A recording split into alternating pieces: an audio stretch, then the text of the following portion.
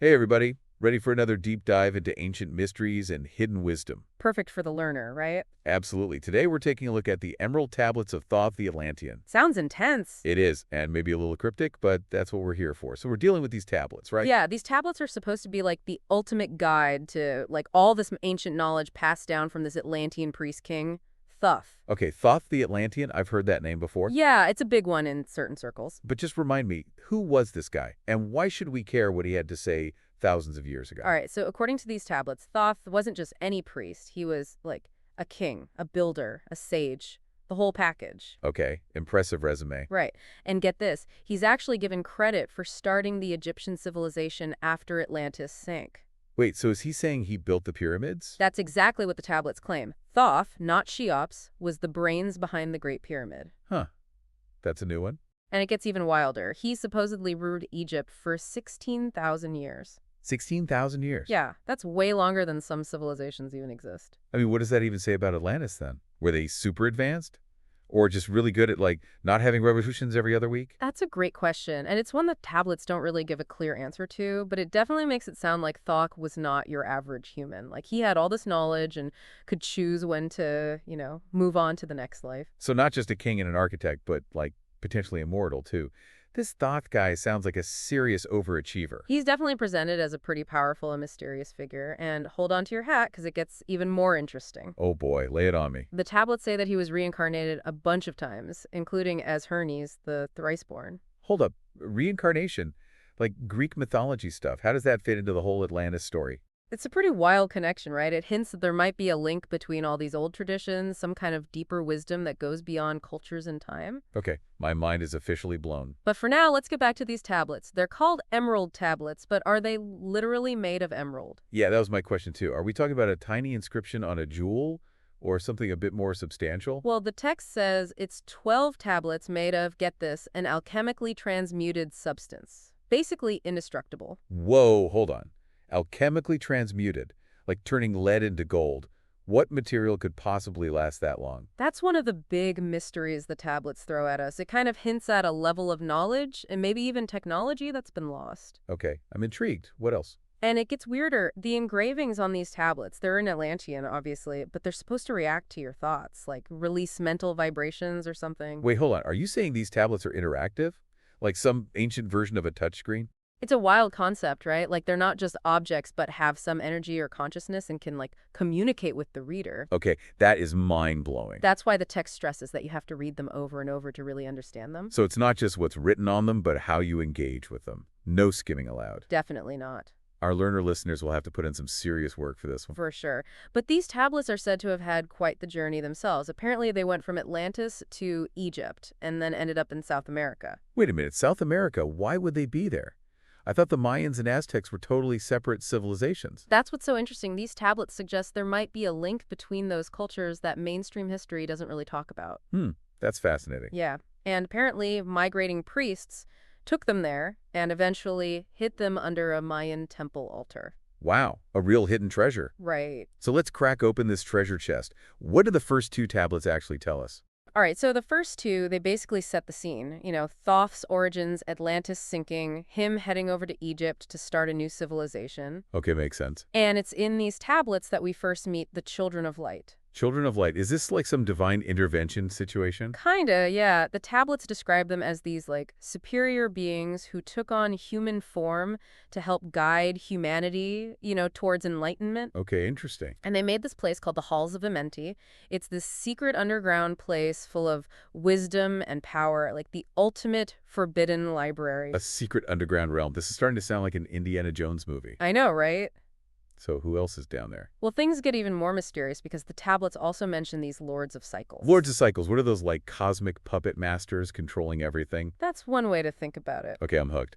But we're going to have to wait for the next part to learn more about these Halls of Amenti and who these Lords of Cycles are, right? Yeah, we've only just begun to scratch the surface of this wild ride. All right, everyone, stay tuned for part 2, where we'll go deeper into the Emerald Tablets and uncover more of their secrets. All right, so we're picking back up with Tablet 3 now, and it takes a bit of a turn here. Oh, how so? Well, instead of all these big stories about continents sinking and secret realms, things get a little more, I guess you could say, down to earth. more practical. So less cosmic drama and more like everyday advice. Yeah, something like that. Think of it like timeless principles for, how to live a fulfilling life. Okay, I'm intrigued. What kind of wisdom are we talking about here? Well, it talks about things like really listening to people, being humble, finding balance in everything, and most importantly, always looking for the truth. That's actually pretty good advice, even thousands of years later. But does it connect to the stuff about Atlantis and those children of light, or is it just like a random list of life hacks from Thoth? Oh, no, it's definitely connected. The tablets use a lot of symbolism and metaphors. Like, there's this whole thing about fire and earth. Fire and earth, what's that supposed to represent? It's like a way of understanding the connection between, the physical world and the spiritual. Okay, I see. So it's not just about being a good person practically, but like aligning yourself with some kind of cosmic order. Exactly. And there's this one line that really sums it up. It says, "Man is a star bound to a body striving to be free." Wow, that is deep. Right. It's like we all have this incredible potential, but we're stuck in these physical forms, you know? Is that what Thoth is getting at? That's one way to interpret it for sure. Like, we're not just physical beings, we're something way more, connected to something bigger. And that connection is explored even more in Tablet 4. Really? How so? Well, Tablet 4 introduces this idea that humans are actually spaceborne, like children of the stars. Spaceborne, huh? Yeah, and it describes our bodies like planets revolving around the sun. Hold on, if our bodies are like planets, what are our thoughts then? Or our emotions? Are we each walking around with our own little solar system inside us? Now, that's an interesting way to think about it. It's like there's a whole universe within each of us, Whoa. a reflection of the bigger cosmos, right? And just like those planets are guided by these cosmic laws, so are our lives. There are these underlying principles that govern everything. So if we can figure out what those principles are, we can basically like hack the system and create our own destiny. Well, I wouldn't say it's quite that simple, but there's definitely something to be said for understanding those forces and aligning yourself with them. Okay, makes sense. And part of that alignment is about freeing your soul from what the tablets call bondage. Bondage, like literal chains and stuff. Not exactly. It's more about the things that hold us back, like our fears and doubts, all our attachments to material things. Thoth even talks about traveling to other planets, astrally, I guess, and meeting these advanced civilizations who've figured out universal preveny. So he's basically saying, hey, I've seen what's out there, and this earthly life is just a tiny piece of the puzzle. Pretty much. And that's a key takeaway for our learners out there. There's always more to learn, more to explore, more to become. And sometimes it takes, a trip to another planet, or at least another dimension, to realize that. Speaking of journeys, Tablet 5 brings in a pretty interesting character, this Dweller of Onel. Yeah, the Dweller of Onel is one of the most mysterious figures in these whole tablets. This being is from like a higher level of existence, a higher cycle, and comes to Atlantis to guide humanity. Okay, so another advanced being showing up to offer guidance. What makes this Dweller different from those children of light we met earlier? It seems like the Dweller is more directly involved in like shaping events. Oh, Yeah, they create this huge temple of light, personally pick and train initiates, and even save some Atlanteans from the big flood. so like a savior figure then. Kinda, yeah. But if they were so powerful, why not save everyone in Atlantis? That's another one of those unanswered questions that the tablets just leave hanging. I guess some mysteries are meant to stay mysteries. Right, but there's this one detail that always blows my mind, the mention of Thoth's spaceship buried under a marker-shaped little lion, just waiting to be found when humanity really needs it. Wait, hold up.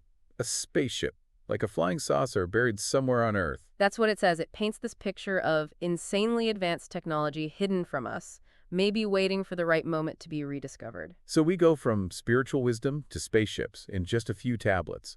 These Emerald Tablets really cover it all. They really do, and hold on tight because it doesn't stop there. Tablets 6 and 7 introduce us to magic. Magic, like pulling rabbits out of hats and making things disappear. No, not quite. Okay, good, because I was getting a little worried there. The magic in the Emerald Tablets is more about understanding those hidden forces of the universe, aligning yourself with those cosmic laws, and using that knowledge to make things happen. So less about illusions and more about tapping into some kind of universal power. Exactly. It's about recognizing that we're not just watching the universe go by, we're active participants in it. We have the power to shape our own reality, but that power comes with responsibility. And with responsibility comes choices, right? Because these tablets also talk about this battle between the brothers of light and the brothers of darkness. You got it. It's this constant struggle between good and evil, light and dark, and it's happening everywhere, cosmically and personally. And We all have a part to play in it. So it's not just about learning these ancient secrets, but also about picking a side. In a way, yeah, it's about deciding where you stand and what you're going to do with that knowledge. And in these tablets, we learn a lot more about the seven lords of Amenti, like their roles and powers, that they don't have physical forms, and how they're connected to this thing called the Logos. Okay, the Logos. Now that's a new one. What is the Logos, and how does it relate to these powerful lords? That's a tough one. It's something that people who study these texts have been debating for ages. Okay, so no easy answers there.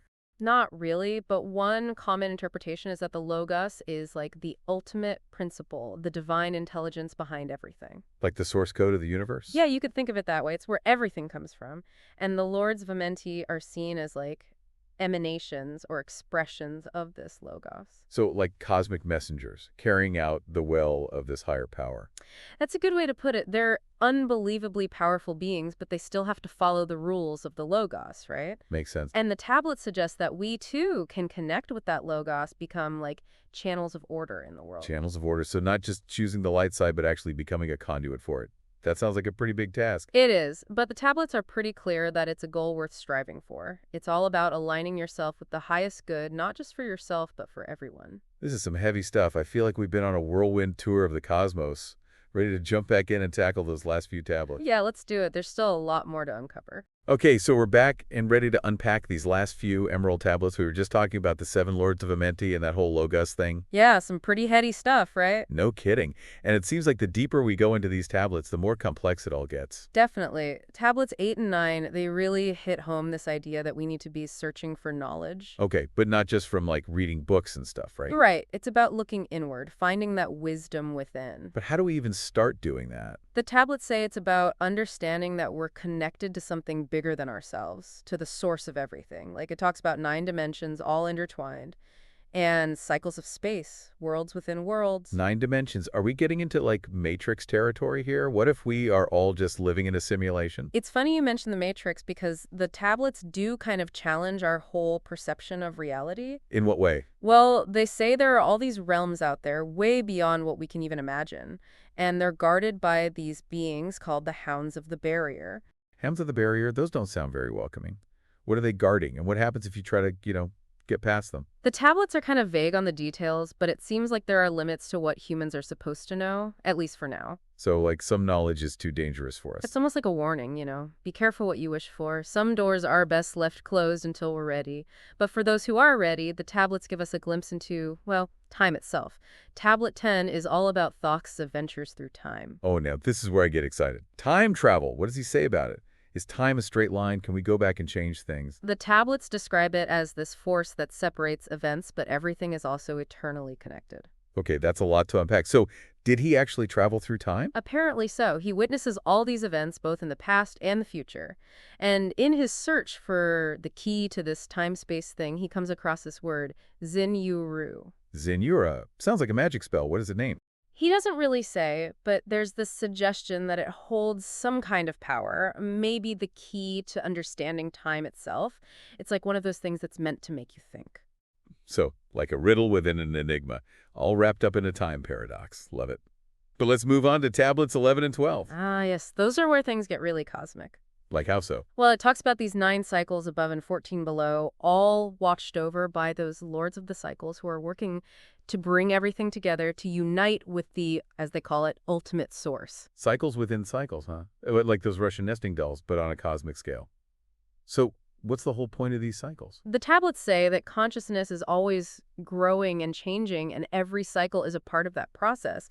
It's like we're all playing a part in this huge cosmic dance, And then there are the prophecies. Oh, prophecies. I love a good prophecy. What does he say about the future? A little bit of everything. Civilizations rising and falling, dark times and enlightenment. Kind of this back and forth between progress and decline. So, kind of a mixed bag. Yeah, but there's also this hint that wisdom will return to humanity, ushering in a new era of peace and harmony. Okay, that sounds pretty good. But how do we get there? Do the tablets offer any guidance? That's where Tablet 13 comes in. This is where Thoth tackles the big questions like life, death, and what happens after. He even talks about achieving immortality. Hold up. Immortality. Is he saying we could actually live forever? It might not be about living forever in the physical sense. It's more about like moving beyond the limits of how we exist right now. He talks about dying consciously and becoming a child of light, mastering time, remembering past lives, like evolving into a higher state of being. So death isn't really the end. It's just a doorway to something more. That's the idea, yeah. The tablets really push us to think differently about life and death and how consciousness works. And in the last few tablets, he stresses that this wisdom needs to be protected, shared only with those who are ready for it. He also goes a bit deeper into those realms souls go to after death, like Duat, which is kind of an illusionary realm, and Sekhet Hetzbet, the House of the Gods. So the journey doesn't end even after we die? It seems that way. And within those journeys are even more mysteries to uncover. He even mentions these concepts of Ba and Ka, like the essence and the shadow of a person, which makes it sound like the afterlife is just as layered and complex as this life. It's incredible to think that all of this was supposedly written down thousands of years ago. Every answer in these tablets seems to lead to more questions. It really makes you wonder, doesn't it? The Emerald Tablets offer this really unique window into an ancient way of seeing the world. It's both familiar and totally different from how we see things today. It's a good reminder that there's always more to learn, both out there in the world and within ourselves. And with that, we come to the end of our deep dive into the Emerald Tablets. It's been a wild ride through ancient wisdom, cosmic mysteries, and a whole lot of questions that might not have easy answers. So, we want to hear from you.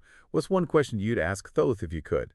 Leave your answers in the comments below, and until next time, keep seeking knowledge and keep shining your light.